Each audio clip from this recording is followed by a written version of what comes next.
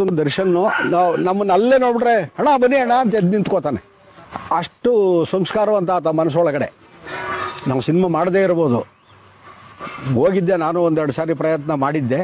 But ಆವಾಗ producer ಸೈಡಿಂದನೇ ಸ್ವಲ್ಪ problem ಆಯಿತು. ಅದಕ್ಕೆ ನಾನು ಇಲ್ಲ ಸರ್ ಅವ್ರನ್ನೆಲ್ಲ ಹಾಕೊಂಡ್ಮೇಲೆ ಈ ಥರನೇ ಮಾಡ್ಬೇಕು ಸಿನಿಮಾ ಅಂತೆಲ್ಲ ಹೇಳಿ ಆ ಥರದ್ದು ಬಿಟ್ಟಿದ್ದೇ ವಿನಃ ದರ್ಶನ್ ಅಂತ ಗೌರವಾನ್ವಿತ ಹೀರೋ ಇನ್ನೊಬ್ರು ಯಾರೂ ಇಲ್ಲ.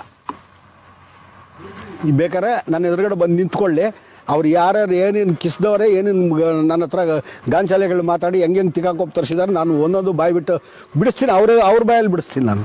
Darshan the best.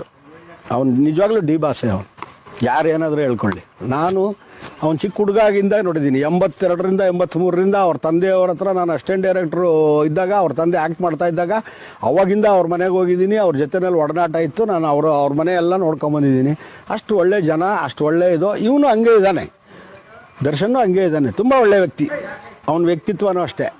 ಬೇರೆ ಏನೋ ಮೂಡಲ್ಲಿ ಏನೋ ಮಾತಾಡಿರ್ಬೋದು, ಅದು ಕಾಂಟ್ರವರ್ಸಿಗೆ ದಾರಿ ಆಗ್ಬೋದು. ಒಬ್ಬ ಮನುಷ್ಯನಿಗೆ ಒಂದು ಲೆವೆಲ್ ಹೀಟ್ ತಡ್ಕೊಳ್ಳೋ ಶಕ್ತಿ ಇರುತ್ತೆ, ಅದ್ರ ಮೇಲೆ ತಡೆಯೋಕ್ಕಾಗಲ್ಲ ಅಂಥವನೇ ಆದ್ರೂ. ಅದೇ ಆಗ್ತಿರೋದು.